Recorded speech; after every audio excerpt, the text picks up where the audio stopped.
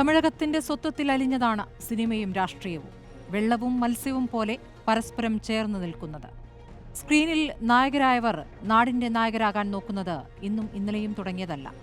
പാലക്കാട്ട് നിന്നും മദ്രാസിലെത്തിയ മാരുത്തൂർ ഗോപാലൻ രാമചന്ദ്രൻ എന്ന MGR വെള്ളിത്തിരയിലും രാഷ്ട്രീയത്തിലും വെന്നിക്കൊടി പൊട്ടി. കലൈഞ്ജർ കരുണാനിധിയും അമ്മ ജയലളിതയും വിജയകാന്തുമെല്ലാം തമിഴ് രാഷ്ട്രീയത്തെ നിയന്ത്രിച്ചു.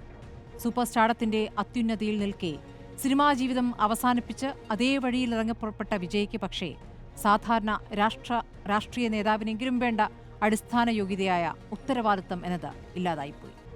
സംഘാടനം തിരക്കഥയിലെ രക്ഷകവേഷം പോലെ എളുപ്പമുള്ള പണിയല്ല എന്ന തിരിച്ചറിവ് ഇല്ലാതെയായിപ്പോയി. സംസ്ഥാന പര്യടനത്തിനിടെ എവിടെയും കണ്ടില്ല സംഘാടന മികവിന്റെ ചെറുസൂചനകളെങ്കിലും. രാഷ്ട്രീയക്കാരന്റെ വെള്ളക്കുപ്പായം എടുത്തിടുമ്പോഴും നാടാകെ ആരാധകവൃന്ദമുള്ള സെലിബ്രിറ്റിയാണെന്ന ബോധ്യം വിജയ്ക്കെങ്കിലും തോന്നേണ്ടതായിരുന്നു. ഓടിക്കൂടുന്നതും തടിച്ചുകൂടുന്നതും രാഷ്ട്രീയ അണികളല്ല, ആരാധകരാണ് എന്നത് സാമാന്യ ബോധമാണ്. 10 മിനിറ്റ് സംസാരിക്കുന്ന നേതാവിനെ അഥവാ നടനെ കാണാൻ ജനക്കൂട്ടം കാത്തുനിന്നത് 10 മണിക്കൂറോളമാണ്. വെള്ളമോ വഴിയോ ഒരുക്കാത്ത ചെറുവഴിയിൽ ജനം തളർന്നു വീഴുമ്പോൾ നഗരം വിട്ട് രക്ഷപ്പെടുകയായിരുന്നു സിനിമയിൽ എപ്പോഴും രക്ഷകനായ നായകൻ. തമിഴ്നാട്ടിലെ രാഷ്ട്രീയ നേതാക്കളെല്ലാം കരൂരിലേക്ക് വണ്ടി കയറിയപ്പോൾ ചെന്നൈയിലെ വീട്ടിലിരുന്ന് സമൂഹമാധ്യമത്തിൽ കണ്ണീരൊഴുക്കുകയാണ് മുഖ്യമന്ത്രിയാകാൻ സിനിമ ഉപേക്ഷിച്ച തലൈവർ.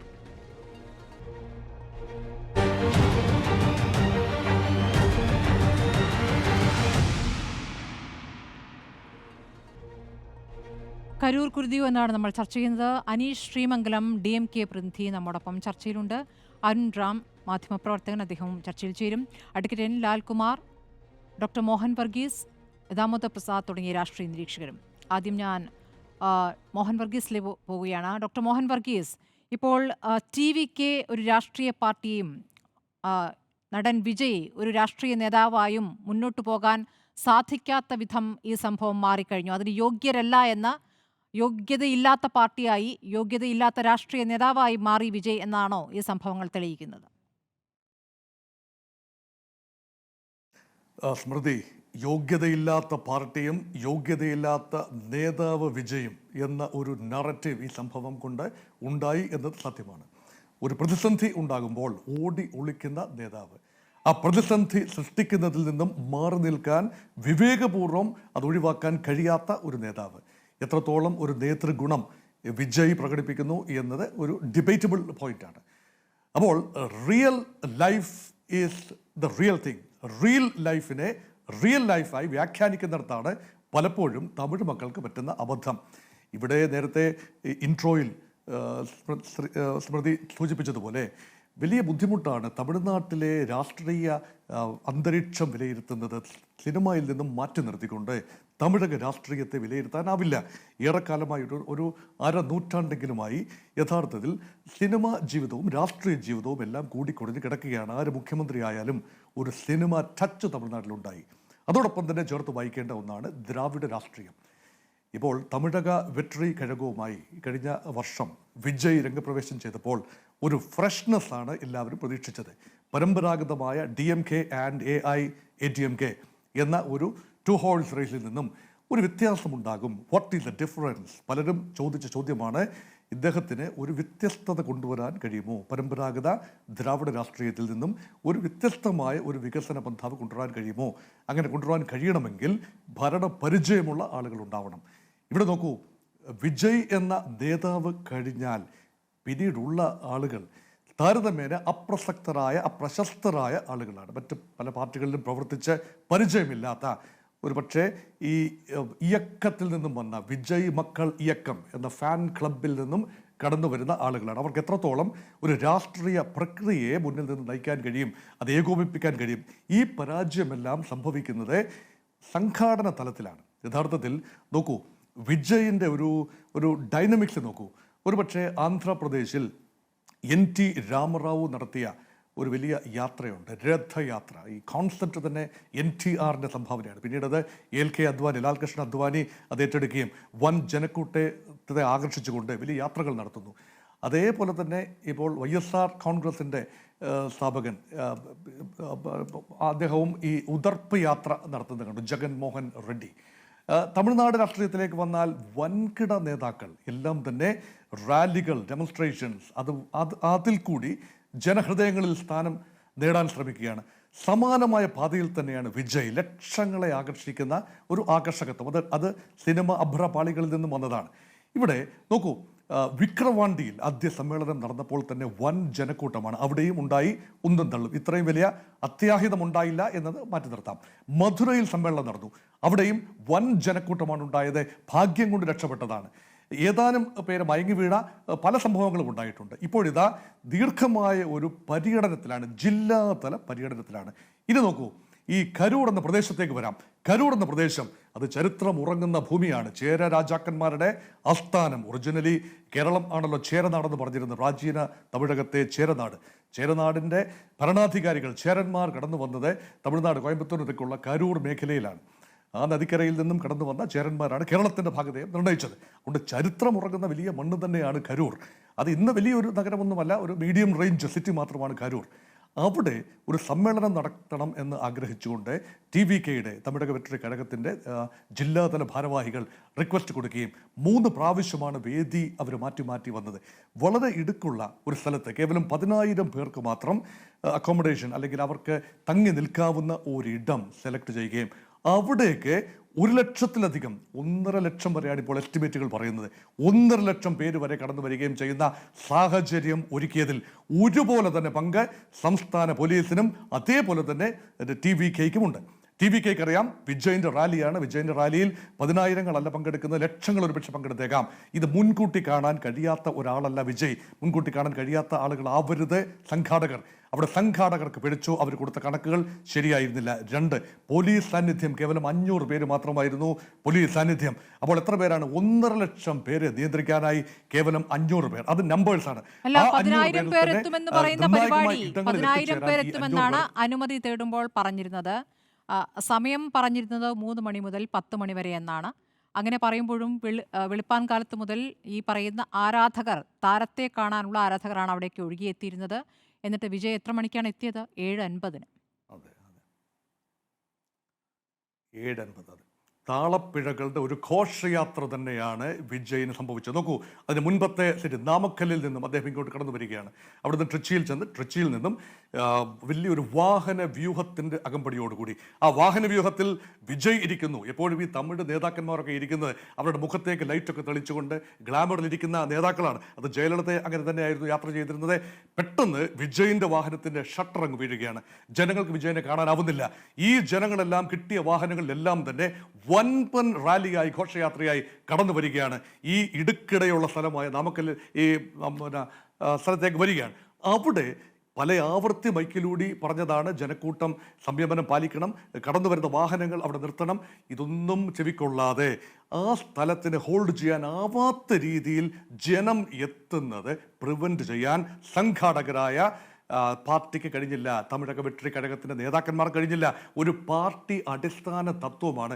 ഒരു ഭാരതീയ ജനതാ പാർട്ടി ആകട്ടെ, കോൺഗ്രസ് ആകട്ടെ, ഇടതുപക്ഷ പ്രസ്ഥാനങ്ങളാകട്ടെ, ഒരു റാലി സംഘടിപ്പിക്കുമ്പോൾ കൃത്യമായ ഇരിപ്പിടങ്ങൾ സജ്ജീകരിക്കാറുണ്ട്. അതുമാത്രമല്ല വേലിക്കെട്ടുകൾ സജ്ജീകരിക്കാറുണ്ട്. പല ലെവലുകളായിട്ട് രാഹുൽ ഗാന്ധിയും സോണിയാഗാന്ധിയും പ്രിയങ്ക ഗാന്ധിയും നരേന്ദ്രമോദിയും എല്ലാം ജനക്കൂട്ടത്തെ വൻപൻ റാലികളെ അഭിസംബോധന ചെയ്യുന്ന സമയത്ത്, അതും അല്ലെങ്കിൽ റോഡ് ഷോ നടത്തുന്ന സമയത്ത് ഒരു സിസ്റ്റമുണ്ട്. അത് സിസ്റ്റം മാനേജ് ചെയ്യുന്നത് ലോക്കൽ അഡ്മിനിസ്ട്രേഷൻ മാത്രമല്ല, പാർട്ടി കെയ്ഡറും അതിനനുസരിച്ച് പ്രവർത്തിക്കുന്ന ഒരു പതിവുണ്ട്.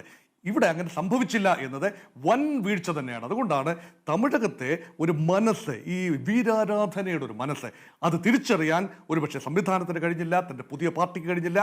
ഓടി ഒളിക്കുന്ന നേതാവെന്ന പ്രതിച്ഛായ അവശേഷിപ്പിച്ചുകൊണ്ടാണ് വിജയ് ഇപ്പോൾ തമിഴ്നാട് തലസ്ഥാനമായ മദ്രാസിലേക്ക് വണ്ടി കയറിപ്പോയി ഇരിക്കുന്നത്. ശരി, നമുക്ക് ഇപ്പം അനീഷ് ശ്രീമംഗലമുണ്ട്, DMKയുടെ പ്രതിനിധിയാണ്.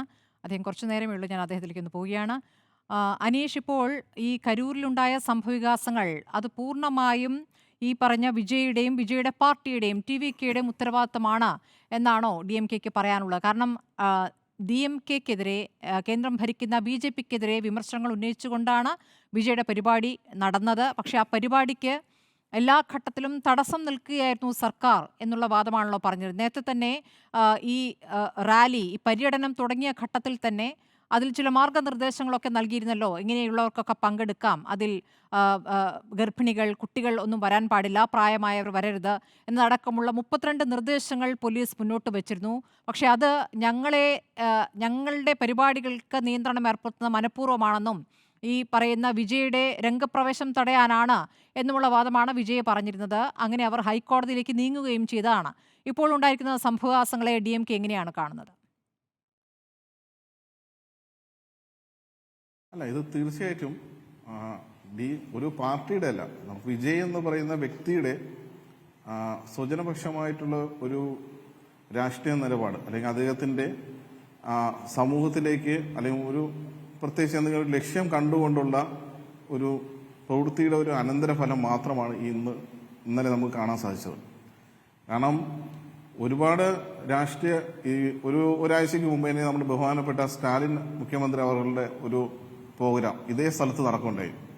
അപ്പൊ അവിടെയും ആയിരക്കണക്കിന് പേർ പങ്കെടുത്ത ഒരു പ്രോഗ്രാമിൽ ഒരു തരത്തിലുള്ള ഒരു പ്രശ്നങ്ങളോ കാര്യങ്ങളോ ഉണ്ടായിട്ടില്ല.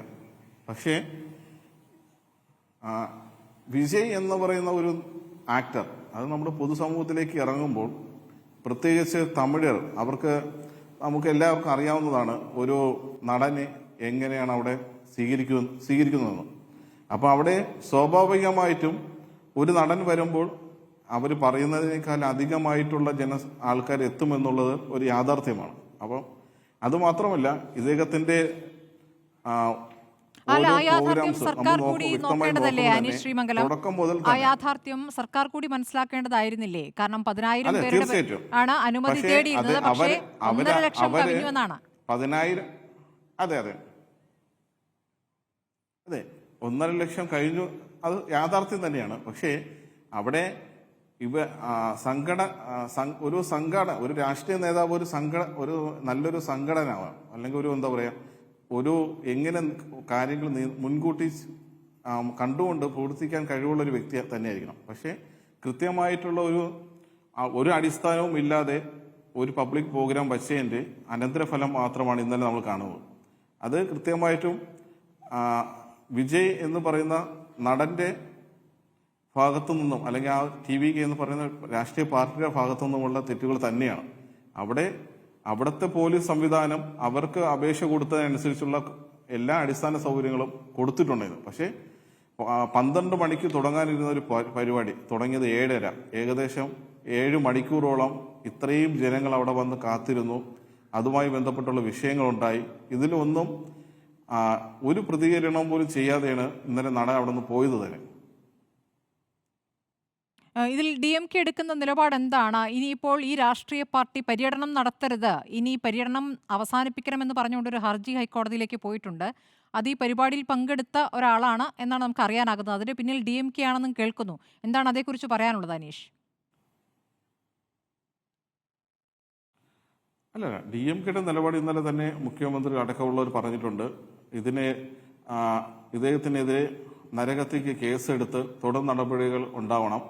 കാരണം തമിഴകത്ത് ജനങ്ങൾ ഇതുവരെ കാണാത്തൊരു സംഭവമാണ് ഇന്നലെ ഉണ്ടായത്. 40 പേരുടെ ജീവിതം, അതൊരു പിഞ്ചു കുട്ടികളടക്കമുള്ളവരുടെ മരണം. അപ്പൊ ഇനി ഇത് ആവർത്തിക്കാതിരിക്കാനുള്ള മേൽ നടപടികൾ ഗവൺമെന്റും സ്വീകരിക്കണം. അതേപോലെ തന്നെ ഇതേപോലെയുള്ള രാഷ്ട്രീയ പാർട്ടികളും അവരുടെ ഒരു വ്യക്തിപരമായിട്ടുള്ള ഒരു വിജയത്തിനോ, അല്ലെങ്കിൽ അവരുടെ ഒരു സ്വാർത്ഥതയ്ക്ക് വേണ്ടിയുള്ള ഒരു കാര്യങ്ങൾ ഇനി ആവർത്തിക്കാതിരിക്കുകയും വേണം. ഇതിൽ പോലീസിന് വീഴ്ച പറ്റിയിട്ടില്ല എന്നാണോ? പോലീസ് ലാത്തി ചാർജ് നടത്തി, അവിടെ പെട്ടെന്ന് കറണ്ട് പോയി, അതൊക്കെ മനഃപൂർവ്വം സംഭവിച്ചതാണ് എന്നുള്ള ആരോപണം ഇപ്പോൾ വിജയുടെ പാർട്ടി പ്രവർത്തകർ പറയുന്നുണ്ട്. ഇല്ല, അതൊക്കെ അവരുടെ രാഷ്ട്രീയമായിട്ടുള്ള വെറും പ്രയോഗങ്ങൾ മാത്രമാണ്. കാരണം വ്യക്തമായിട്ട് നമ്മൾ TV-യിൽ എല്ലാവരും കണ്ടതാണ്. കാരണം അവിടെ ജനങ്ങൾക്കിടയിലേക്ക് വിജയ് കുടിക്കാനുള്ള വെള്ളം എടുത്ത് എറിയുന്നത് മുതലാണ് അവിടെ ഒരു ജനക്കൂട്ടം, ഒരു ക്രൗഡ് ഫീൽ ആവുന്നത്. അതുവരെ വലിയ പ്രശ്നങ്ങൾ ഉണ്ടാവുന്ന സ്ഥലത്തേക്ക് പെട്ടെന്ന് ഇദ്ദേഹം വണ്ടിയിൽ നിന്നും ആൾക്കാർക്ക് കുടിക്കാനായി വെള്ളം എടുത്ത് കൊടുക്കുന്നത് പല വീഡിയോസും നമുക്ക് അതിന്റെ വിശ്വസം നമുക്ക് കാണാൻ സാധിക്കും. ആ സമയം മുതലാണ് യഥാർത്ഥം പറഞ്ഞാൽ അവിടെ വിഷയങ്ങൾ തുടങ്ങുന്നത്. ശരി. ഇപ്പോൾ അങ്ങനെയെങ്കിൽ ഇതിന്റെ പൂർണ്ണ ഉത്തരവാദിത്തം വിജയ്ക്കാണെങ്കിൽ വിജയുടെ അറസ്റ്റ് എന്തുകൊണ്ടാണ് നീളുന്നത്? ബാക്കി ആ പാർട്ടിയിലെ പ്രധാനപ്പെട്ട 4 പേരുടെ അറസ്റ്റ് രേഖപ്പെടുത്തി കഴിഞ്ഞിരിക്കുന്നു. വിജയുടെ അറസ്റ്റിലേക്ക് പോകാത്തത് എന്തുകൊണ്ടാണ്? വിജയെ അറസ്റ്റ് ചെയ്താൽ അത് വിജയ്ക്കും വിജയുടെ പാർട്ടിക്കും ഗുണം ചെയ്യുമെന്ന വിലയിരുത്തലാണോ DMK-ക്ക്? ഒരിക്കലുമല്ല. അത് കൃത്യമായിട്ടും നിയമപരമായിട്ടുള്ള കാര്യങ്ങൾ അത് കൃത്യമായി നിയമം അതുവഴി തന്നെ നടക്കും. അങ്ങനെ ആരെയും ഒഴിച്ചു നിർത്തില്ല. അതിനുള്ള തുടർ നടപടികൾ വരും ദിവസങ്ങളും വരും മണിക്കൂറുകളിൽ തന്നെ ഉണ്ടാവുകയും ചെയ്യും. ശരി. കാരണം ഇവര് അങ്ങനെ വീഴ്ച പറഞ്ഞതിനെക്കാട്ടിലും സംഭവിച്ചിട്ടുണ്ടെങ്കിൽ അത് കൂടുതലാവുന്നു. മനഃപൂർവ്വമാവുകയും ചെയ്യും. കാരണം വിജയ് ആദ്യം അത്ര ഗൗരവത്തിലെടുത്തില്ല എങ്കിലും അവസാനമായപ്പോഴേക്കൊക്കെ വിജയിയുടെ പാർട്ടിക്കെതിരെ കൂടി സ്റ്റാലിൻ മറുപടി നൽകുന്നത് രാഷ്ട്രീയ പ്രസംഗങ്ങളിൽ നമ്മൾ കണ്ടതാണ്. അനീഷ് അതിന് കൂടി മറുപടി പറഞ്ഞ ശേഷം അങ്ങേക്ക് ചർച്ചയിൽ നിന്ന് പിരിയാം. അങ്ങ് അല്പസമയമുള്ളൂ എന്ന് അറിയാം. എനിക്ക് ശ്രീ ദാമോദർ പ്രസാദിലേക്ക് അതിനുശേഷം പോകേണ്ടതുണ്ട്. അനീഷ് പറയൂ, ഇപ്പോൾ DMK-ക്ക് അങ്ങനെ ഒരു വീഴ്ച പറ്റിയിട്ടുണ്ട്. ഈ പറഞ്ഞതുപോലെ രാവിലെ മുതൽ ആളുകൾ വന്നു കൂടുമ്പോൾ 10,000 അല്ല അതിലും ആള് കവിയും എന്നുള്ള കാര്യം ഏതാണ്ട് ഉറപ്പായിരുന്നു.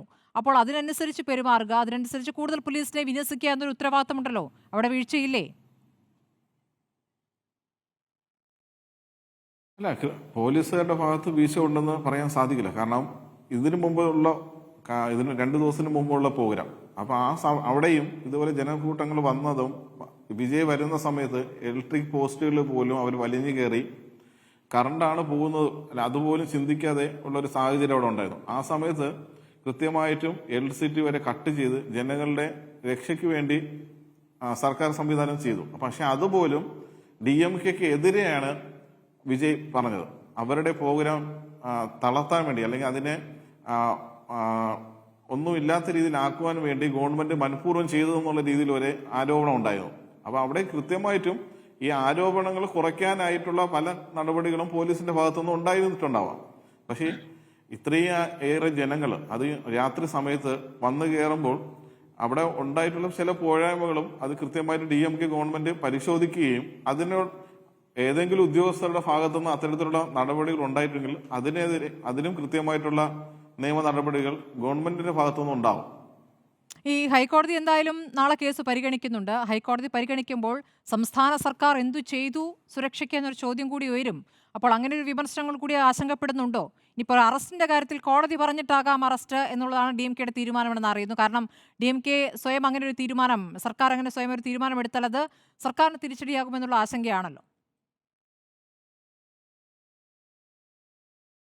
അല്ല, തീർച്ചയായിട്ടും അത് അവിടെ നിന്നുള്ള നിയമോപദേശം കിട്ടുന്നതനുസരിച്ച് തുടർ നടപടികൾ എന്തായാലും വരുന്ന മണിക്കൂറുകൾ തന്നെ ഉണ്ടാവും തന്നെയാണ് അവിടെ നിന്ന് കിട്ടുന്ന വിവരങ്ങൾ. ശരി, വളരെ നന്ദി അനീഷ് ശ്രീമംഗലം. ചർച്ചയിൽ പങ്കെടുത്തതിന് ശ്രീ ദാമോദർ പ്രസാദിലേക്ക് വരാം. അങ്ങേക്ക് എന്തെങ്കിലും കൂട്ടിച്ചേർക്കാനുണ്ടെങ്കിൽ പറയാം. അല്ല, എന്തായാലും സർക്കാരിന്റെ ഭാഗത്ത് ഇപ്പോൾ ഒരു ജുഡീഷ്യൽ അന്വേഷണം പ്രഖ്യാപിച്ചിട്ടുണ്ട്. അവിടെ നിന്നും കിട്ടുന്ന മുറയ്ക്ക് അവരുടെ റിപ്പോർട്ടുകൾ അനുസരിച്ച് തുടർ നടപടി എന്തായാലും ഉണ്ടാവും. Times of India resident editor Shri Arun റാമും ചെന്നൈയിൽ നിന്ന് നമ്മോടൊപ്പമുണ്ട്. ശ്രീ അരുൺ റാം, ഇപ്പോഴുണ്ടായിരിക്കുന്ന സംഭവവികാസങ്ങൾ ഒരു രാഷ്ട്രീയ പാർട്ടി എന്ന നിലയ്ക്ക് TVK-ക്ക് മുന്നോട്ട് പോകാൻ പറ്റാത്ത സാഹചര്യം സൃഷ്ടിച്ചിരിക്കുകയാണോ? തമിഴ്നാട്ടിൽ ഇതിനു മുമ്പും ഇത്തരത്തിൽ രാഷ്ട്രീയ പരിപാടികൾക്കിടെ തിക്കിലും തിരക്കിലും ഇട്ട മരണമൊക്കെ ഉണ്ടായിട്ടുണ്ട്. പക്ഷേ ഇതിലിപ്പോൾ വിജയ് ഒളിച്ചോടിയിരിക്കുന്നു. 4 മണിക്കൂറിന് ശേഷമാണ് അദ്ദേഹം പ്രതികരിച്ചത്. ഇതൊക്കെ തന്നെ ഒരു രാഷ്ട്രീയമായ ഒരു പക്വതയില്ല, രാഷ്ട്രീയമായി എടുക്കേണ്ട ഉത്തരവാദിത്തം എടുക്കാത്ത ഒരു നേതാവ് എന്ന രീതിയിൽ വിലയിരുത്തുന്നതിലേക്ക് കാര്യങ്ങൾ എത്തിച്ചിട്ടുണ്ടോ? അതെ, ഒരുപക്ഷെ തമിഴ്നാട്ടിൽ നിന്നല്ല ഇന്ത്യയിൽ തന്നെ ഏറ്റവും കൂടുതൽ ആരാധകരുള്ള ഒരു സിനിമാ നടനാണ് വിജയ്. എന്നാൽ ഈ ഒരു ദുരന്തം കാണിക്കുന്നത് അദ്ദേഹത്തിന്റെ രാഷ്ട്രീയ ഒരു രാഷ്ട്രീയ നേതാവ് എന്നുള്ള ഒരു ട്രാൻസ്ഫോർമേഷൻ അദ്ദേഹം ഇനിയും നടത്തിയിട്ടില്ല എന്നുള്ളതാണ്. ഇതിന് കാരണക്കാരൻ വിജയ് എന്ന് ഞാൻ പറയുന്നില്ല. പക്ഷെ അത് കഴിഞ്ഞിട്ട് മറ്റ് ചീഫ് മിനിസ്റ്റർ ഉൾപ്പെടെയുള്ള ഓപ്പോസിഷൻ ലീഡർ ഉൾപ്പെടെയുള്ള എല്ലാവരും ഇവിടെ പോകുമ്പോഴും അദ്ദേഹം അവിടെ നിന്ന് ഓടി ഒളിക്കുകയായിരുന്നു. അപ്പൊ അത് കാണിക്കുന്നത് ഒരു തരത്തിൽ രാഷ്ട്രീയമായിട്ടുള്ള ഒരു അപക്വതയാണ് എന്ന് എനിക്ക് തോന്നുന്നു. ഇതിന് കാരണക്കാരെന്താണെന്നുള്ളത് ജുഡീഷ്യൽ അന്വേഷണവും മറ്റും കണ്ടുപിടിച്ചേക്കാം. എന്നാൽ ഇതിനുമായിട്ടുള്ള ഒരു റിയാക്ഷൻ, പ്രൊവാക്ഷൻ എന്തായാലും ഇല്ലായിരുന്നു. TVK-യുടെ ഒരു വലിയ ഫെയിലിയർ തന്നെയായിരുന്നു. TVK-യുടെ മാത്രമല്ല പോലീസിന്റെയും തന്നെ ഒരു പരാജയമായിരുന്നു ഇത്. എന്നാൽ അത് കഴിഞ്ഞിട്ടുള്ള അദ്ദേഹത്തിന്റെ പെരുമാറ്റം, അദ്ദേഹം എങ്ങനെ അതിനെ ഡീല് ചെയ്തു എന്നുള്ളത് ഒരു പൊളിറ്റീഷ്യൻ എന്നുള്ള നിലയിൽ അദ്ദേഹത്തിന് വളരെ ഒരു ക്വസ്റ്റ്യനബിൾ ആയിട്ടുള്ള ഒരു ഇന്റഗ്രിറ്റി പ്രദാനം ചെയ്യും എന്നാണ് എനിക്ക് തോന്നുന്നത്. ഇതിലൊരു ഗൂഢാലോചനയുണ്ട്. ഈ പരിപാടി ഈ രൂപത്തിൽ അവസാനിക്കുന്നതിൽ ഒരു ഗൂഢാലോചനയുണ്ട് എന്നാണ് ഇപ്പോൾ വിജയുടെ അണികൾ പറയുന്നത്. എത്രത്തോളം വിശ്വാസത്തിലെടുക്കാനാവുന്നതാണ്. പ്രത്യേകിച്ച് അവിടെ വന്നിരുന്ന ആളുകൾ എന്നുള്ളത് വിജയ് എന്ന താരത്തെ കാണാൻ വന്നവരാണ് എന്ന് നമുക്ക് ഏതാണ്ട് ഉറപ്പിക്കാം. അത്രത്തോളം കുട്ടികളുണ്ടായിരുന്നു. 18 വയസ്സിൽ താഴെയുള്ള ഒരുപാട് പേരുണ്ടായിരുന്നു. മരിച്ചവരിലും കുട്ടികളുണ്ട്. അപ്പോൾ അങ്ങനെയുള്ളൊരു സാഹചര്യത്തിൽ ഈ വാദം എത്രത്തോളം നിലനിൽക്കും? ഈ ഗൂഢാലോചന അങ്ങനെയുള്ള ഒരു കൺസ്പിറസി തിയറി ഞാൻ സബ്സ്ക്രൈബ് ചെയ്യുന്നില്ല. ഒരുപക്ഷേ DMK അല്ലെങ്കിൽ വിജയുടെ രാഷ്ട്രീയ എതിരാളികൾ ഇതിൽ വളരെ രഹസ്യമായി ഒരുപക്ഷേ സന്തോഷിക്കുന്നുണ്ട്. എന്നാലും ഇതിങ്ങനെ ഒരു ദുരന്തം നടക്കണമെന്ന് ആരും ഒരിക്കലും പ്രതീക്ഷിക്കുകയോ അല്ലെങ്കിൽ അത് വരുത്തി വെക്കുകയോ ചെയ്തതായിട്ട് ഞാൻ വിശ്വസിക്കുന്നില്ല. അങ്ങനെ ഒരു ഇത്രയും ജനങ്ങളെ ഒരു കൂട്ടക്കൊല ചെയ്തുകൊണ്ട് ഒരു രാഷ്ട്രീയ നേട്ടം ഉണ്ടാക്കുന്ന ഒരു രാഷ്ട്രീയ പാർട്ടിയും ഇവിടെ ഉണ്ടെന്ന് എനിക്ക് തോന്നുന്നില്ല. അതുകൊണ്ട് തന്നെ ഗൂഢാലോചനയുടെ ആ ഒരു കൺസ്പിറസി തിയറി ഞാൻ ഇതുവരെ സബ്സ്ക്രൈബ് ചെയ്യുന്നില്ല. പക്ഷേ ഒരു ഒരു ജുഡീഷ്യൽ എൻക്വയറി നടക്കുന്നുണ്ട്. അത് കഴിഞ്ഞിട്ട് നമുക്ക് കാണാം എന്താണ് വരുന്നത്. ശ്രീ ദാമോദർ പ്രസാദ്, അങ്ങെങ്ങനെയാണ് മനസ്സിലാക്കുന്നത്? വിജയുടെ ഉത്തരവാദിത്തം അത് എത്രത്തോളമുണ്ട്? വിജയ് ആ ഉത്തരവാദിത്തം കാണിച്ചിട്ടില്ല എന്ന് നമ്മൾ കണ്ടതാണ്. 4 മണിക്കൂറിന് ശേഷം അദ്ദേഹം സാമൂഹ്യ മാധ്യമത്തിലൂടെയാണ് പ്രതികരിക്കുന്നത്. വളരെ പെട്ടെന്ന് തന്നെ അദ്ദേഹം ചെന്നൈയിലേക്ക് മടങ്ങുകയാണ് ചെയ്തത്. ഈ സമയത്തിനകം മുഖ്യമന്ത്രിയും ഉപമുഖ്യമന്ത്രിയും ഒക്കെ ആശുപത്രിയിൽ എത്തുന്നു. വളരെ പെട്ടെന്ന് സഹായധനം പ്രഖ്യാപിക്കുന്നു. അതിനുശേഷമാണ് വിജയ് ഈ സഹായധനം പ്രഖ്യാപിക്കുന്നത്. 20 ലക്ഷം മരിച്ചവരുടെ കുടുംബങ്ങൾക്ക്, പരിക്കേറ്റവർക്ക് 2 ലക്ഷം എന്നൊക്കെ. തുക കൂടുതലാണെങ്കിലും അത് പ്രഖ്യാപിച്ചതിനെടുത്ത സമയം അവിടെ വന്ന ആളുകളോട് കാണിച്ച ഉത്തരവാദിത്വം എന്ത് എന്ന് സൂചിപ്പിക്കുന്നതല്ലേ? വിജയ് പോലൊരാൾക്ക് 20 ലക്ഷം ഒരു നഷ്ടപരിഹാരം കൊടുക്കത്ര വലിയൊരു സംഖ്യ ആവണമെന്നില്ല. ഇവിടെ പ്രധാനപ്പെട്ട രണ്ട് മൂന്ന് കാര്യമുണ്ടല്ലോ സ്മൃതി. അതിൽ പലതും ഇതിൻ്റെ ഈ സംഭവങ്ങൾ നരേറ്റ് ചെയ്തു. ഈ മഹാദുരന്തമാണ്.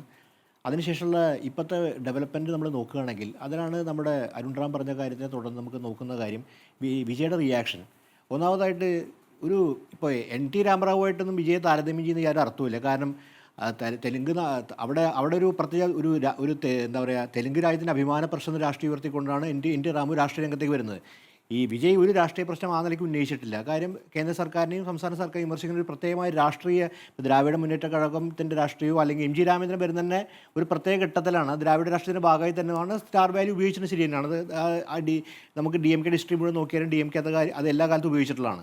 പക്ഷേ രജനീകാന്ത് വരാൻ ശ്രമിച്ചതും ഇപ്പോൾ കമലഹാസൻ രാഷ്ട്രീയം പറഞ്ഞാണ് വരാൻ ശ്രമിച്ചത്. രാഷ്ട്രീയമായിട്ട് നിലപാടെടുത്താണ്. വിജയുടെ സംബന്ധിച്ചുള്ള അങ്ങനെയുള്ള ഒരു പുതിയ തൻ്റെ താരപദവി ഉപയോഗിച്ചുകൊണ്ടൊരു പുതിയ സംവിധാനം ഉണ്ടാക്കാൻ പറ്റുമെന്നുള്ളതാണ്. അങ്ങനെ തികച്ചും അരാഷ്ട്രീയമായ ഉള്ളടക്കം അതിനുണ്ടെന്നുള്ളത് വളരെ വ്യക്തമാണ്. അതിൻ്റെ സംഘടനാ സംവിധാനം അരാഷ്ട്രീയമായിരുന്നു. കാര്യം അവിടെ ഇരുന്നൊക്കെ ആൾക്കാരെ കുറച്ചിണക്കി തൻ്റെ ഫാൻ ക്ലബ്ബ് ഉപയോഗിച്ചുകൊണ്ട് രാഷ്ട്രീയ സംവിധാനം ഉണ്ടാക്കുക. അതൊക്കെ അതിൻ്റെ സ്വഭാവത്തിൽ തന്നെ ഒരു വർത്തമാനകാലത്ത് ഞാൻ പറയുന്നത് ഒരു നവലിബറൽ സ്വഭാവമുള്ള രാഷ്ട്രീയ സംഘടനയാണ് രൂപീകരിച്ചത്. അപ്പോൾ അതിന് തന്നെ ഒരുപാട് പോരായ്മകൾ അതിൻ്റെ അകത്ത് അന്തർഹിതമായിട്ട് അതിൻ്റെ അന്തർലീനമായിട്ടുണ്ട്.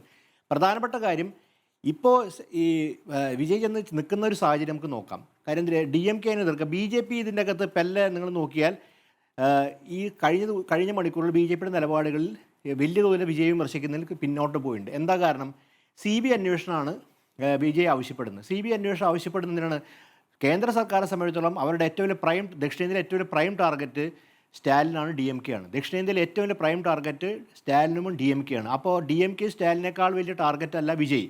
അവരെ സമയം വിജയ് എന്നുള്ളത് അവരെ സമയം ഒരു അണിയെ കൂട്ടിച്ചേർക്കാൻ വിജയുടെ വോട്ട് ബേസ് വോട്ട് ബാങ്കൊക്കെ തന്നെ തങ്ങളിലേക്ക് ഏൽപ്പിക്കാനുള്ള ഗൂഢതന്ത്രം നടത്താൻ ഒരു തരത്തിലും മടിയില്ലാത്ത രാഷ്ട്രീയ പാർട്ടിയാണ് BJP. അപ്പോൾ BJPയുടെ രാഷ്ട്രീയത്തിന് അനുകൂലമായിട്ടൊരു സംവിധാനം അല്ലെങ്കിൽ നേരിട്ട് പ്രത്യക്ഷത്തിലല്ല ഈ CBI അന്വേഷണത്തിലൂടെയൊക്കെ സാധ്യമാക്കുന്നുള്ള കാര്യത്തിലാണ് നമ്മൾ സംശയിക്കണം. വിജയെ സംബന്ധിച്ചുള്ള 20 ലക്ഷം കൊടുക്കുക എന്ന് പറയുന്നത് ഒരു വലിയ തുകയൊന്നുമല്ല. കാര്യം അത്രയും സമ്പാദ്യത്തെ അയാൾക്കുണ്ട്.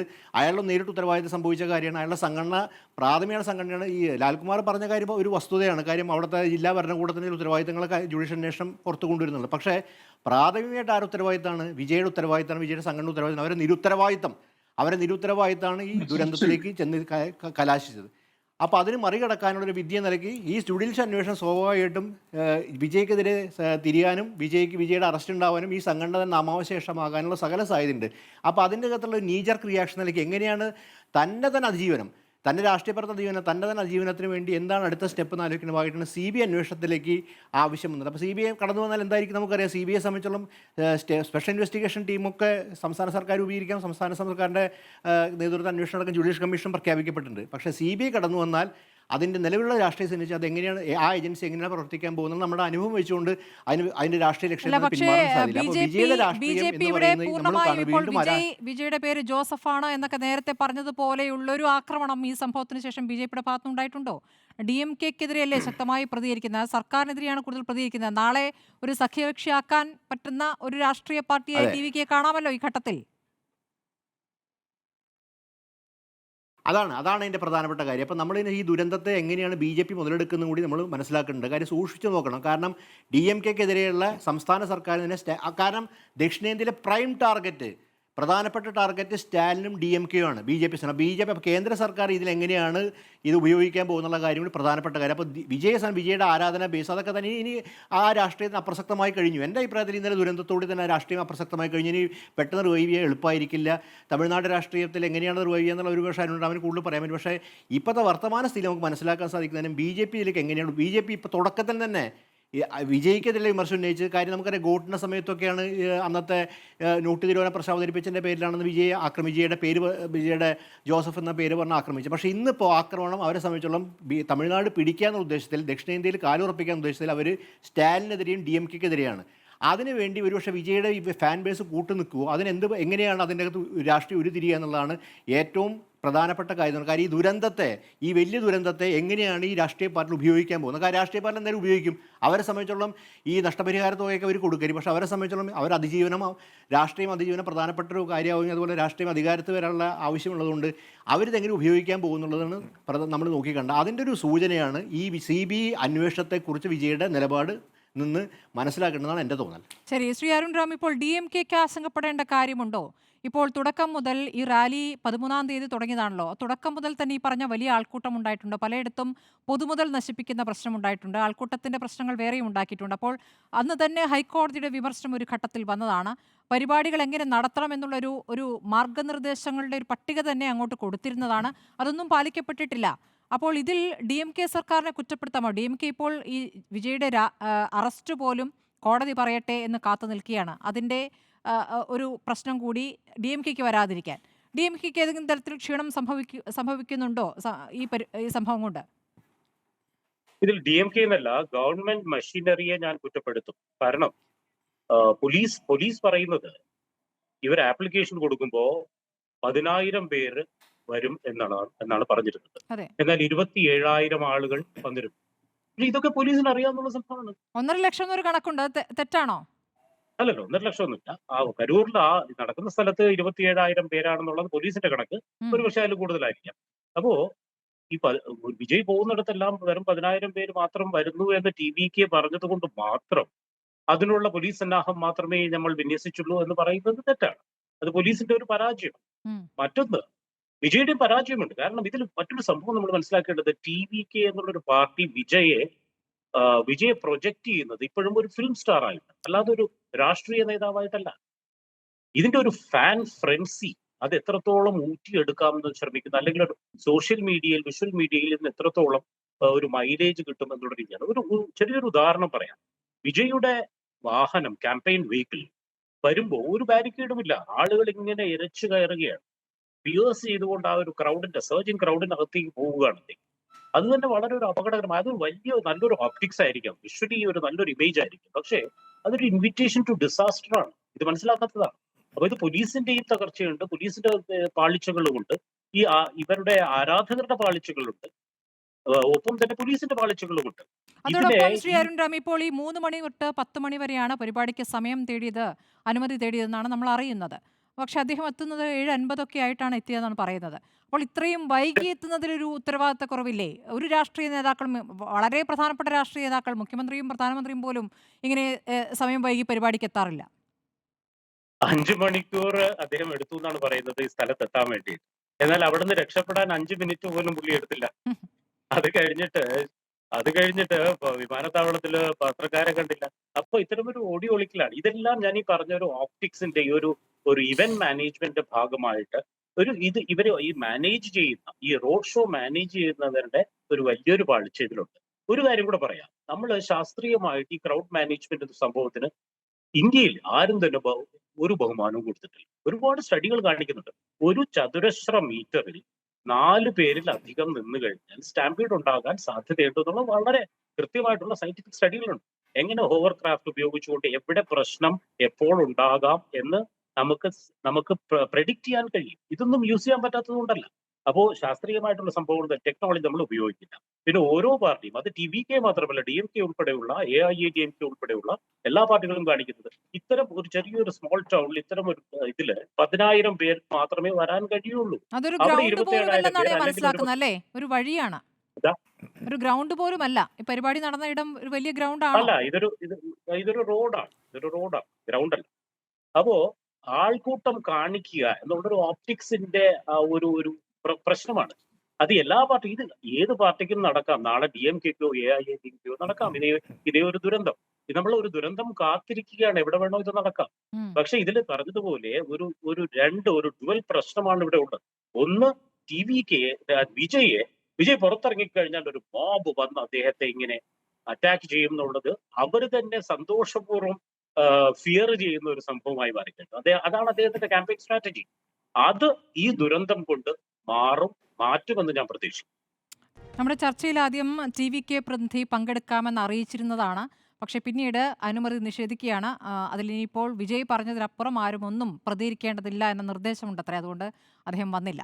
ഡോക്ടർ മോഹൻ വർഗീസ്, നമുക്ക് രജനീകാന്തിൻ്റെ കാര്യം അറിയാം. രജനീകാന്ത് അദ്ദേഹം രാഷ്ട്രീയത്തിലേക്കൊന്ന് രംഗപ്രവേശം ചെയ്യാൻ ഒരുങ്ങി, അങ്ങനെ ഒരു പ്രഖ്യാപനം നടത്തി. പക്ഷെ വളരെ പെട്ടെന്ന് തന്നെ പിൻവാങ്ങി. ആൾക്കൂട്ടം എന്നുള്ളത്, ഈ സിനിമയ്ക്ക് കൈയടിക്കുന്നവരെന്നുള്ളത് വോട്ടായി മാറില്ല, അവർ വോട്ടർമാരാകില്ല എന്ന തിരിച്ചറിവിൽ അദ്ദേഹം മാറി എന്നാണ് മനസ്സിലാക്കേണ്ടത്. ഇപ്പോൾ ഈ സംഭവവികാസങ്ങളിലൂടെ ഞാൻ അന്നേ മാറിയത് നന്നായി എന്നൊരു വിലയിരുത്തലിലേക്ക് സ്വാഭാവികമായും രജനീകാന്ത് എത്താൻ സാധ്യതയില്ലേ? തമിഴകത്ത് ഏറ്റവും അധികം പിൻബലമുള്ള ഫാൻ ക്ലബ്ബുകളുള്ള വീരാരാധനയുള്ള നേതാവ് അല്ലെങ്കിൽ ഒരു മുഖമാണ് രജനീകാന്തിൻ്റേത്.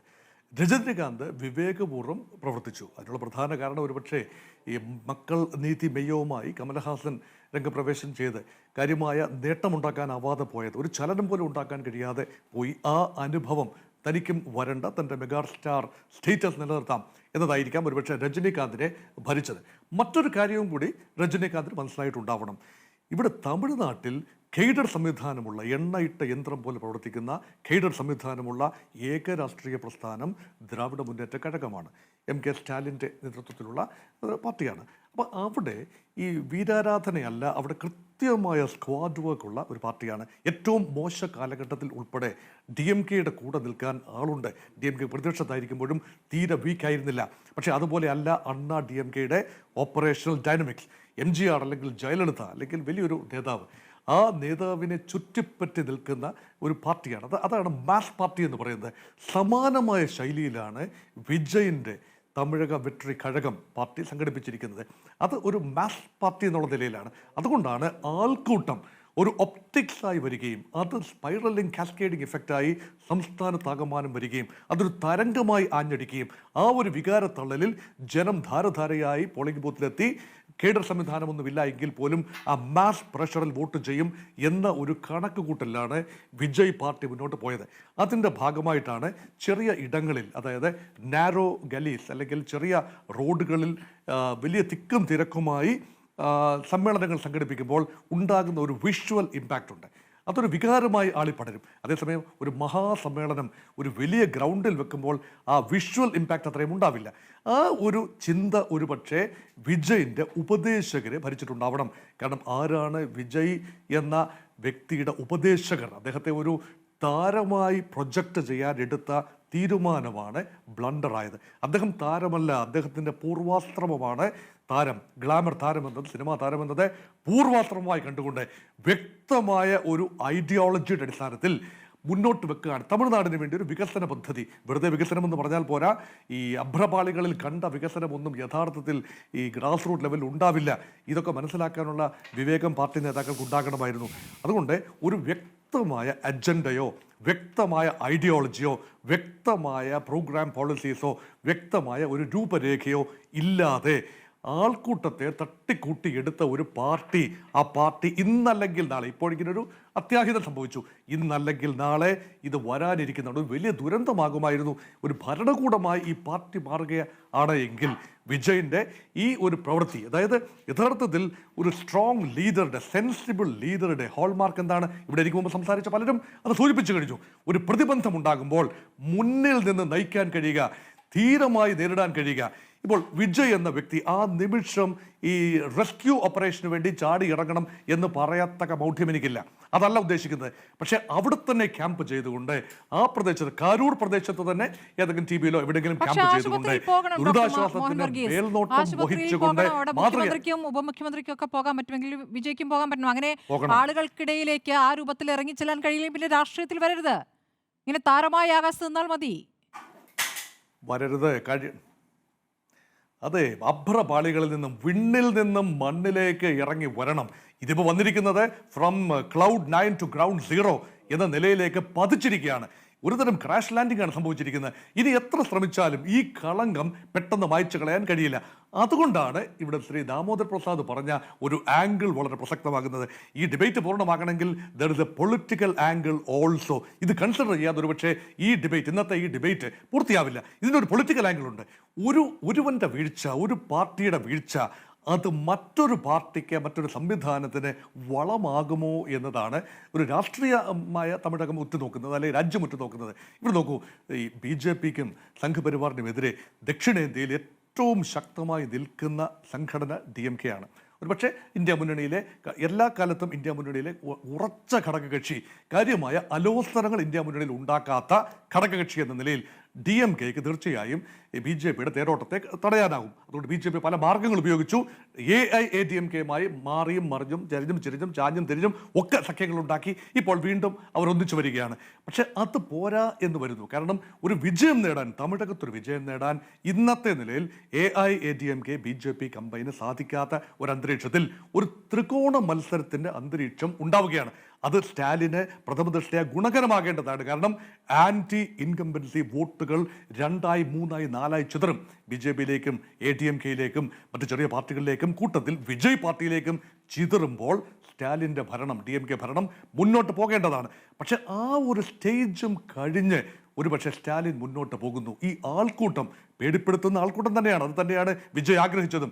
സ്റ്റാലിൻ്റെ ഉറക്കം കെടുത്തുന്ന, പ്രത്യേകിച്ച് തൻ്റെ അനന്തരാവകാശിയായ ഉദയനിധി സ്റ്റാലിൻ്റെ വലിയ സാധ്യതകളെ തല്ലിക്കൊഴിക്കുന്ന വൻപൻ മുന്നേറ്റമാണ് വിജയ് നടത്തുന്നത് എങ്കിൽ അത് ആദ്യം ഒരു പ്രാവശ്യമൊക്കെ തിരഞ്ഞെടുക്കപ്പെടാൻ കഴിയും. കാരണം അല്ലെങ്കിൽ ഏറ്റവും പ്രധാനപ്പെട്ട പ്രതിപക്ഷമായി മാറാനും കഴിയും.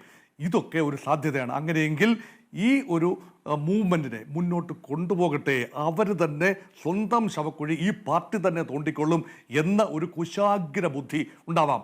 നോക്കൂ, ഈ മുൻകാലങ്ങളിലെ അനുഭവങ്ങൾ നോക്കൂ. ഇതുപോലെയുള്ള പൊളിറ്റിക്കൽ മീറ്റിംഗിലെ സ്റ്റാമ്പേഡിന് ശേഷം നടന്ന തെരഞ്ഞെടുപ്പിൻ്റെ ഒരു ചരിത്രം നോക്കിയാൽ ഏറ്റവും പ്രധാനമായി എൻ്റെ മനസ്സിലിപ്പോൾ ഓടിയെത്തുന്നത് മധ്യപ്രദേശിൽ ഒരു പതിറ്റാണ്ടിന് മുമ്പ്, 15 വർഷം മുൻപ് നടന്നൊരു സാരി വിതരണം. BJPയുടെ സർക്കാർ അധികാരത്തിൽ തിരിച്ചെത്തും, വലിയ ജനകീയ പദ്ധതികളുമായി മുന്നോട്ട് പോകുന്ന സർക്കാർ. ആ സർക്കാർ അധികാരത്തിൽ വരുമെന്ന് എല്ലാ സർവേകളും ഉറപ്പിച്ചിരുന്ന സമയത്താണ് ഒരു സാരി വിതരണ കേന്ദ്രത്തിൽ ഉണ്ടായ സ്റ്റാമ്പീഡ് ഏതാനും മരണങ്ങൾക്ക് കാരണമാവുകയും അവിടെ കോൺഗ്രസ് പാർട്ടി ഒരു നാരോ മെജോറിറ്റിയിൽ അധികാരം പിടിച്ചെടുക്കുകയും ചെയ്യുന്നു. അത് അവസാന ഭാഗമാണ്. അതിനുശേഷം പിന്നെ കോൺഗ്രസ് പാർട്ടിക്ക് മധ്യപ്രദേശിൽ അധികാരത്തിൽ വരാൻ കഴിഞ്ഞിട്ടില്ല എന്നത് മറക്കുന്നില്ല. പക്ഷേ ഒരു സ്റ്റാമ്പീഡ് ഉണ്ടായി, വലിയ ഡെത്ത് ഉണ്ടായി. അതിൻ്റെ ഷോക്ക് എന്ന് പറയുന്നത് അത് കേവലം 6 മാസമേ ഉള്ളൂ തെരഞ്ഞെടുപ്പിന്. കേരളത്തോടൊപ്പം തന്നെ പോളിംഗ് ബൂത്തിലേക്ക് പോകേണ്ട സംസ്ഥാനമാണ് തമിഴ്നാട് എന്നുകൂടി ഓർക്കണം.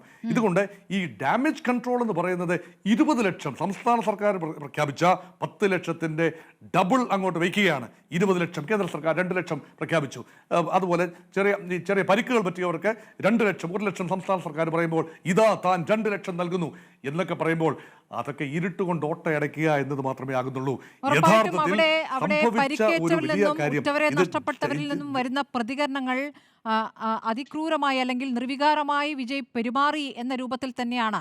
കാരണം അവർ വന്നതെങ്ങനെയാണ് വിജയെ കാണാൻ? എപ്പോൾ മുതൽ വന്നിരിക്കുന്നു? പുലർച്ചെ മുതൽ അവിടെ വന്നു നിൽക്കുകയാണ്. അങ്ങനെ പുലർച്ചെ മുതൽ ഭക്ഷണവും വെള്ളവുമില്ലാതെ ആ കൊടും ചൂടിൽ അവർ കാത്തു നിൽക്കുന്നു, രാത്രി 7:50 വരെ. എന്നിട്ട് ആ നേതാവ് അവിടെ നിന്നും രക്ഷപ്പെട്ടു പോവുകയാണ്. അത് ജനം മറക്കുമോ എന്നുള്ള പ്രശ്നമുണ്ട്. ലാൽകുമാർ, അപ്പോൾ 2026 അരങ്ങേറ്റമാക്കാൻ ആഗ്രഹിച്ചിരുന്ന വിജയ്ക്ക് ഇനി രാഷ്ട്രീയ ഭാവി അടഞ്ഞു എന്ന് ഈ ഘട്ടത്തിൽ കരുതാമോ? അതോ ഈ പറഞ്ഞതുപോലെ BJP മറ്റു ചില മറുതന്ത്രങ്ങൾ പ്രയോഗിച്ചാൽ BJPയുടെ നാവായി അല്ലെങ്കിൽ BJPയുടെ സഖ്യകക്ഷിയായി TVK മാറുമോ? എളുപ്പമല്ല. നോക്കൂ, അദ്ദേഹത്തിന്റെ റെസ്പോൺസിബിലിറ്റിയിൽ നിന്ന് അദ്ദേഹം ഒളിച്ചോടി എന്നുള്ളത് കുറച്ചു ദിവസം കഴിയുമ്പോൾ വേറൊരു റീജിയനിൽ ആൾക്കാർ മറക്കുമായിരിക്കും. പക്ഷെ അന്നിരുന്നാലും ഞാൻ മനസ്സിലാക്കുന്നതിനകത്ത് തമിഴ് രാഷ്ട്രീയത്തിന്റെ ഒരു പ്രത്യേകത, തമിഴ് രാഷ്ട്രീയം ഭയങ്കര ഇമോഷണലാണ്. നമ്മുടെ നാട്ടിൽ യുക്തിയുള്ളതുപോലെ അല്ല യഥാർത്ഥത്തിൽ തമിഴ് രാഷ്ട്രീയം നിലനിൽക്കുന്നത്. ആ ഇമോഷൻ അദ്ദേഹത്തിന് ക്യാഷ് ചെയ്യാൻ ഒരു പരിധി വരെയൊക്കെ പറ്റുമെങ്കിലും ഇതും ഒരു ഇമോഷനായി തന്നെ അത് നിലനിൽക്കും തന്നെയാണ് ഞാൻ കണക്കാക്കുന്നത്. ഇദ്ദേഹത്തിനെതിരെയുള്ള വേവ് നോക്കൂ, തമിഴ്നാടിന്റെ രാഷ്ട്രീയവുമായിട്ട് ബന്ധപ്പെട്ട് ഇവിടെ ബാക്കിയുള്ളവരൊക്കെ സൂചിപ്പിച്ചതുപോലെ തന്നെ ഈ AIDMKയില് ജയലളിതയുടെ ഒരു വിടവ് അതൊരു വല്ലാത്തൊരു വാക്വം ക്രിയേറ്റ് ചെയ്തിട്ടുണ്ട്. അതൊരു പൊളിറ്റിക്കൽ വാക്വമാണ്. ആ സ്പേസ് ഒക്യുപ്പൈ ചെയ്യാൻ ആ തമിഴ് രാഷ്ട്രീയത്തിൽ AIDMK തന്നെ ഒരു മിസ്ഫിറ്റ് ആകുന്ന അവസ്ഥയിൽ കൂടെയാണ് കടന്നു പോകുന്നത്. ഇപ്പൊ പനീർസെൽവവുമായിട്ടുള്ള പ്രശ്നം, എടപ്പാടി പളനിസ്വാമിയുമായിട്ടുള്ള പ്രശ്നം, അവർ തമ്മിലുള്ള തർക്കങ്ങൾ അതൊരു നല്ല ഒരു സിംഗിൾ യൂണിറ്റ് ആയിട്ട് വർക്ക് ചെയ്യുന്നതിനകത്ത് അവർ പരാജയപ്പെട്ടിട്ടുണ്ട്. അതുകൊണ്ടാണ് ഒരു ഘട്ടത്തിൽ നമുക്ക് മനസ്സിലാക്കാൻ കഴിയും AIDMK BJPയുടെ പാളയത്തിലേക്ക് കൃത്യമായി ചേരുന്നത് നമ്മൾ കാണുന്നതാണ്. കാര്യം നോക്കൂ, AIDMKയുടെ മുന്നിൽ സത്യത്തിൽ ഒന്നുമല്ലാത്ത ഒരു പാർട്ടിയാണ് BJP. AIDMK അത്രയും ശക്തിയുള്ള ഒരു പാർട്ടിയാണ്. പക്ഷെ എന്നിരുന്നാലും ഈ നേരത്തെ പറഞ്ഞതുപോലെ പ്രധാനമന്ത്രി ഉൾപ്പെടെയുള്ള ആൾക്കാർ ഇതിനകത്ത് ഇടപെടുകയും ഇവരെ ഹൈജാക്ക് ചെയ്യുന്ന AIDMK മൊത്തം ഹൈജാക്ക് ചെയ്ത് BJP ആക്കാൻ പറ്റുമോ എന്നൊരു ശ്രമം വരെ ആ കാലത്ത് നടത്തിയിരുന്നു. പക്ഷെ അതൊന്നും വിജയിച്ചില്ല. കാര്യം തമിഴ് രാഷ്ട്രീയം എന്ന് പറയുന്നത് ദ്രാവിഡ രാഷ്ട്രീയമാണ്, അത് സംഘപരിവാർ വിരുദ്ധ രാഷ്ട്രീയമാണ്. അത് പറഞ്ഞുകൊണ്ട് BJPയുടെ കൂട്ടത്തിൽ ചേർന്നുകൊണ്ട് ഏതെങ്കിലും തരത്തിൽ വിജയിക്ക് ഏതെങ്കിലും തരത്തിലൊരു ഗുണപ്രദമായ ഒരു അന്തരീക്ഷം തമിഴ് രാഷ്ട്രീയത്തിൽ ഉണ്ടാകും ഞാൻ കരുതുന്നില്ല. ഈ വാക്കം ക്രിയേറ്റ് ചെയ്യുന്നിടത്തോട്ട് ഒരാൾ വരുമ്പോൾ അദ്ദേഹത്തിന് കിട്ടുന്ന കുറെ പേരൊന്നും കൂടുന്നേ ഉള്ളൂ. അതല്ലാതെ ഇതെല്ലാം വോട്ടേഴ്സ് ആണോ? അതുകൊണ്ട് ഒരു സബ്സ്റ്റാൻഷ്യൽ ഡിഫറൻസ് വരുത്താൻ ഒരു കാരണവശാലും നടക്കില്ലെന്ന് തന്നെയാണ് ഞാൻ കണക്കാക്കുന്നത്. അത് ഇപ്പോഴത്തെ ഈ സംഭവം ഇല്ലാതിരിക്കട്ടെ, ഈ സംഭവം ഇല്ലാതെ വിജയ് എടുത്താൽ പോലും ഒരു വലിയ യൂണിറ്റ് ആയിട്ട് അദ്ദേഹത്തിന് ആക്ട് ചെയ്ത് തമിഴ്നാടിന്റെ മൊത്തം ഒരു വലിയ മാറ്റം ഉണ്ടാക്കാൻ, ഒരു റിപ്പിൾ ഇഫക്റ്റ് ഉണ്ടാക്കാൻ അദ്ദേഹത്തിന്റെ ഈ പ്രസന്റ് ഡേ പൊളിറ്റിക്സിന് കഴിയുമെന്ന് ഞാൻ കണക്കാക്കുന്നില്ല. കാര്യം DMK എന്ന് പറഞ്ഞാൽ വളരെ വെൽ സ്ട്രക്ചേർഡ് ആണ്.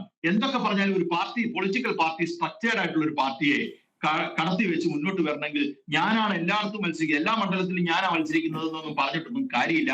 ആൾക്കാർ വേണം, വോട്ട് പിടിക്കാൻ വേണം, വോട്ട് ചോദിക്കാൻ പോകണം. അതൊന്നും ഈ ഫാൻസ് ഗ്രൂപ്പിന് പറ്റത്തില്ല. ഈ വന്നിരിക്കുന്ന ഫാൻസ് ഗ്രൂപ്പ് തന്നെ പലതും DMKയും AIDMKയും ഒക്കെ ആയിരിക്കും, BJP ഒക്കെ ആയിരിക്കും എന്നാണ് ഞാൻ കണക്കാക്കുന്നത്. അതല്ലാതെ ഒരു സബ്സ്റ്റാൻഷ്യൽ ഡിഫറൻസ് ഇതുകൊണ്ട് ഈ പോയിന്റിൽ അദ്ദേഹത്തിന് വരുത്താൻ പറ്റുമെന്ന് ഞാൻ കണക്കാക്കുന്നില്ല. ശരി, അപകടശേഷം വേഗം നമുക്ക് ചെന്നൈയിലേക്ക് പറക്കാം എന്ന് ഉപദേശിച്ചതും ഈ ഫാൻസ് തന്നെ ആയിരിക്കുമല്ലോ. അങ്ങനെ രാഷ്ട്രീയ ഭാവി വിജയുടെ പൂർണ്ണമായും അടച്ചത് അവർ തന്നെയാണോ എന്ന് കൂടി ആലോചിക്കേണ്ടി വരും. ഈ അപകടം മനസ്സിലാക്കിയിട്ടാകണം ഒരുപക്ഷെ ഇനി ആരും ഒന്നും പ്രതികരിക്കേണ്ട, ഞാൻ പറഞ്ഞതിനപ്പുറം ആരും ഇപ്പോൾ മിണ്ടണ്ട എന്നൊരു നിർദ്ദേശം വിജയ് നൽകിയതെന്ന് വേണം മനസ്സിലാക്കാൻ. ശ്രീ ദാമോദർ പ്രസാദ്, ഇപ്പോൾ ഈ ദുരന്തം സംഭവിക്കുന്ന പ്രദേശത്തിൻ്റെ പ്രത്യേകത കൊണ്ടാണ് എന്ന് കരുതേണ്ടി വരുമോ? ഇപ്പോൾ നേരത്തെ പറഞ്ഞ പോലെ തമിഴ് ജനതയുടെ പ്രതികരണങ്ങൾ, അവർ വൈകാരികമായി കാര്യങ്ങളെ കാണുന്നതാണ്. പലപ്പോഴും നമുക്കിവിടെ നിന്ന് നോക്കുമ്പോൾ അത് അതിവൈകാരികതയായി കാണാൻ സാധിക്കും. ഈ തരത്തിൽ ഭക്ഷണം ഉപേക്ഷിച്ച് വെള്ളം കിട്ടാതെ ഈ തിക്കിലും തിരക്കിലും എത്ര ചൂടത്തും എത്ര നേരം വേണമെങ്കിലും വന്ന് നിൽക്കാം എന്നുള്ളൊരു മാനസികാവസ്ഥ. അതിൽ ഗർഭിണികളുണ്ട്, കുട്ടികളുണ്ട്. അടുത്ത മാസം കല്യാണം കഴിക്കാനിരുന്ന 2 പേർ അവർ അനുഗ്രഹം വാങ്ങാൻ വന്നതാണ് എന്നാണ് കേട്ടോ, അവരും മരിച്ചു പോയിട്ടുണ്ട്. അപ്പോൾ ഇങ്ങനെ വന്ന് നിൽക്കുന്നതിന് പിന്നിലെ ഒരു മാനസികാവസ്ഥ, അത് പല കാലങ്ങളിലായി നമ്മൾ കണ്ടുകൊണ്ടിരിക്കുന്നത്. തമിഴ് ജനത എന്തുകൊണ്ട് അതിൽ നിന്ന് മാറുന്നില്ല?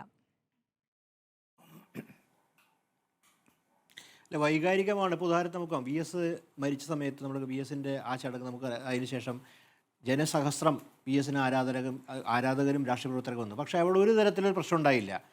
അതേസമയം ജയലളിത മരണപ്പെട്ട സമയത്തറിയാം നമുക്ക് ആത്മഹൂതിയുടെയൊക്കെ അന്തരീക്ഷം അവിടെ സൃഷ്ടിച്ചു. അപ്പോൾ വൈകാരികമായൊരു തലം തമിഴ്നാട് രാഷ്ട്രീയത്തിനുണ്ട്. വീരാരാധന, താരത്തോട് ആരാധന. അപ്പോൾ ജയലളിതയുടെ അഭാവം തീർച്ചയായിട്ടും അജിത്തിനെ പോലെ രാഷ്ട്രീയ നേതാവാണ് ആദ്യം വരാൻ ശ്രമിച്ചത്. രജനീകാന്തിന് എനിക്ക് തോന്നുന്നു ഇത് വലിയ തോതിലുള്ള സാമ്പത്തിക പ്രശ്നങ്ങളും എല്ലാം അലട്ടിയത് കൊണ്ടും അതുപോലെ തന്നെ അദ്ദേഹത്തിൻ്റെ ഫാൻ ബേസ് പെട്ടെന്ന് വല്ലാതെ ചുരുങ്ങി. ആ സമയത്ത് 2 ദിവസം അടിക്കടി പരാജയപ്പെട്ടു. ഈ സമയത്താണ് വിജയെ പോലെ ആൾ എല്ലാ സിനിമകളും വിജയിക്കുകയും വലിയ താരപദവിയിലേക്ക് ഉയരുകയും ചെയ്യുന്ന സമയത്താണ് വിജയ് ആ ഒരു സ്പേസ്. അപ്പോൾ പല അവിടുത്തെ രാഷ്ട്രീയ നേതാക്കളുടെയും ഉള്ളിലിരിപ്പ് എന്ന് പറയുന്നത് എന്താണ്? രാഷ്ട്രീയ നേതൃത്വത്തിലേക്ക് വരിക എന്നുള്ളതിന് അവർ ആ കാര്യം MG രാമേന്ദ്രൻ്റെയും ജയലളിതൻ ട്രഡീഷൻ എങ്ങനെ മുന്നോട്ട് കൊണ്ടുവന്ന് പല രാഷ്ട്രീയ പ്രവർത്തനം, ശരത് കുമാറിന് താല്പര്യം, ശരത് കുമാർ DMK പോലെ. അപ്പോൾ തമിഴ് രാഷ്ട്രീയത്തിൽ ഈ തമിഴ് സിനിമയിൽ ഈ പല ആൾക്കാർക്കുണ്ട്. ആ ഒരു ഘട്ടത്തിലാണ് വിജയ് തൻ്റെ ഫാൻ ബേസ് ഉപയോഗിച്ച് വലിയ ഫാൻ ബേസ് ഉപയോഗിച്ച് കടന്നു വരാൻ നോക്കിയത്. പക്ഷേ ഇപ്പോൾ പ്രധാനപ്പെട്ട ഈ ദുരന്തം നേരിട്ടതിന് വിജയുടെ ആ ഉത്തരവാദിത്തം എത്ര ഇമോഷണൽ ആണെങ്കിലും തൽക്കാലം അത് 2026 ഇലക്ഷൻ ലാൽകുമാർ ഉദ്ദേശിച്ച 2026 ഇലക്ഷൻ പ്രിഡിക്റ്റ് ചെയ്യുന്നില്ല. മറിച്ച് രാഷ്ട്രീയ പാർട്ടികൾ നമ്മളെപ്പോലെ സഹാനുഭൂതി പ്രകടിപ്പിക്കുമ്പോഴും അവർ രാഷ്ട്രീയമായി അവരുടെ നിലനിൽപ്പുമായി ബന്ധപ്പെട്ട് ഇതിനെ എങ്ങനെയാണ് ഉപയോഗിക്കുക എന്ന് അവർ നോക്കും. അതിന് എല്ലാവർക്കും അവിടുത്തെ രാഷ്ട്രീയ അപ്പോൾ പ്രധാനമായിട്ട് അവിടെ ഒരു മത്സരം നടക്കുന്നത് നോക്കുന്നത് ADMK ഉണ്ട്, DMK ഉണ്ട്, BJPക്ക് വലിയ താല്പര്യമുള്ള സംസ്ഥാനമാണ്. അപ്പോൾ CBIയുടെ കടന്നുവരവുമായി ബന്ധപ്പെട്ടാണ് ഞാൻ ആ കാര്യം പറയുന്നത്. അദ്ദേഹം മറ്റേ പാനലിസ്റ്റിന് മനസ്സിലായതുകൊണ്ട് അപ്പോൾ CBI വരുന്ന സമയത്ത് എങ്ങനെയാണ് കാര്യം, CBIയെക്കുറിച്ച് അദ്ദേഹം സമീപനം എന്താണെന്ന് അറിയില്ല. പക്ഷേ നമ്മൾ സമീപകാലത്തെ ഏജൻസികൾ എങ്ങനെ ഉപയോഗിക്കപ്പെടുന്ന ഒരു ചർച്ച ഇടതുപക്ഷത്തിൻ്റെ വക്താവും കൂടി അദ്ദേഹം തോന്നുന്നു, അദ്ദേഹത്തിന് മനസ്സിലായി കാണണം എന്ന് വിചാരിക്കുന്നു ഞാൻ. അപ്പോൾ ഇവിടെ പ്രധാനപ്പെട്ട കാര്യത്തിന് അപ്പോൾ ഇത് ഒരു പശ്ചാത്തലത്തിലാണ് നമ്മൾ എങ്ങനെയാണ് ഇത്തരം ഒരു കാര്യം ഉരുതിരിഞ്ഞ് വരുന്നത്. പക്ഷേ ഇവിടെ നമ്മുടെ മുമ്പിലുള്ള കാര്യം അതുപോലെ തന്നെ സ്മൃതി നേരത്തെ ചോദിക്കേണ്ടായിരുന്നു, അന്ന് വിജയ് അവിടെ നിന്ന് രക്ഷപ്പെട്ടു എന്നുള്ളത്. വിജയ് അവിടെ ആസ്പത്രിയിൽ സന്ദർശിച്ചതിന് എന്തായിരിക്കും ഇതിനെക്കാട്ടും ഘോരമായ സ്ഥിതി ഉണ്ടാവും എന്നുള്ള കാര്യം ആലോചിക്കണം. കാര്യം ഈ താരങ്ങൾ ഈ ആൾക്കാരുടെ ഇടയിൽ പറയുമ്പോൾ അവർ സാധാരണ മനുഷ്യരെ പോലെയല്ല, അവർക്ക് പലതരത്തിൽ കുഴപ്പമുണ്ട്. അത് നമ്മുടെ കേരളത്തിലും നമ്മൾ ഈ താരത്തിൻ്റെ നമ്മൾ പല പ്രത്യേകതകൾ നമ്മൾ കാണുന്നുണ്ട്. ഈ താരങ്ങൾ പലപ്പോഴും സ്ക്രീനിൻ്റെ അകത്ത് തന്നെയാണ് രാഷ്ട്രീയ ജീവിതം നയിക്കുന്നത്. നമ്മുടെ കേരളത്തിലും ഞാൻ എടുത്തു പറയേണ്ട കാര്യം ഈ പേര് എടുത്ത് പക്ഷേ പലപ്പോഴും ആ രാഷ്ട്രീയ പാർട്ടി പ്രശ്നം നേരിടുന്നുണ്ട്. ഈ താരങ്ങൾ ഈ നമ്മുടെ രാഷ്ട്രീയ ജീവിതത്തിൽ പറയുമ്പോൾ അവർ താരങ്ങളായി വരുമ്പോഴുള്ള കുഴപ്പമാണ്. അവർ രാഷ്ട്രീയ പ്രവർത്തകരായിട്ട് പൊതുപ്രവർത്തകർക്ക് ഏത് രാഷ്ട്രീയ പ്രവർത്തകർ BJP ആയിക്കോട്ടെ, CPM ആയിക്കോട്ടെ, കോൺഗ്രസ് ആയിട്ട് പൊതുപ്രവർത്തകരുടെ പ്രത്യേകിച്ചുണ്ടെങ്കിൽ അവർ ജനങ്ങളുടെ ഇടയിൽ പ്രവർത്തിച്ച് വരുന്ന ആൾക്കാർ, അവർക്ക് ഈ താരപദവിയൊന്നുമില്ല. അവർക്കറിയാം എങ്ങനെ ആൾക്കാരായിട്ട് ഇടപെടണം, എങ്ങനെ സംസാരിക്കണം, ഏതൊക്കെ അതൊന്നും ഈ പല ആൾക്കാർക്ക് അറിയില്ല. ഈ താരങ്ങൾക്ക് അറിയുന്ന ആപ്പാടറിയുന്ന ഈ കൺട്രോൾഡ് ലൊക്കേഷനിൽ ഷൂട്ട് ചെയ്ത് മറ്റേ ക്ലാപ്പ് അടിക്കുമ്പോൾ അഭിനയിക്കുന്ന കാര്യം ഇവർക്കറിയില്ല. അതുകൊണ്ട് പൊതുസമൂഹത്തിൽ എങ്ങനെ ഇടപെടണക്കുറിച്ച് ഒരു ധാരണയില്ല. അപ്പോൾ അവർക്ക് അത്തരം സോഷ്യൽ ഇമോഷൻസ് മനസ്സിലാക്കുന്ന ആൾക്കാരെങ്കിൽ ഉള്ളത്. അതുപോലെ അത്തരമൊരു സോഷ്യൽ എന്താ പറയുക, നമ്മുടെ അത്തരത്തിലുള്ള ഒരു കസ്റ്റംസിനെ കുറിച്ചൊക്കെ ധാരണക്കുറവർക്ക് ഭയങ്കരമായിട്ട് പൊതുപ്രവർത്തനത്തെക്കുറിച്ചുള്ള വലിയൊരു ധാരണ പിശകുള്ള ആൾക്കാരാണ് ഈ താരങ്ങൾ പല ആൾക്കാരും. അതുകൊണ്ടാണ് അവരെ സംബന്ധിച്ചോളം അവർ അവിടെ വന്നിരുന്നെങ്കിൽ അത് കൂടുതൽ ദുരന്തമായനെ. അതുകൊണ്ട് തന്നെയാണ് ഈ താരത്തിനെ സംബന്ധിച്ചോളം പ്രധാനപ്പെട്ട കാര്യം അവർക്കൊരു റിയൽ സിറ്റുവേഷൻ അഭിമുഖീകരിക്കാൻ പറ്റാത്തതുകൊണ്ടാണ് പെട്ടെന്ന് അവിടെ നിന്ന് മുങ്ങുന്നത് തന്നെ. കാര്യം അയാൾക്ക് മറ്റൊന്നിനും ആലോചിക്കാൻ പോലും മറ്റൊരു രാഷ്ട്രീയ പ്രവർത്തനമാണെങ്കിൽ ആ ദീർഘവീക്ഷണത്തോടെ ആലോചിക്കും, എങ്ങനെയാണ് ഇടപെടലിനെക്കുറിച്ച് ആലോചിക്കും. അതുപോലെ തന്നെ നമ്മൾ മനസ്സിലാക്കേണ്ട കാര്യം ആ സംഘടനാ സംവിധാനവും പരാജയമാണ്.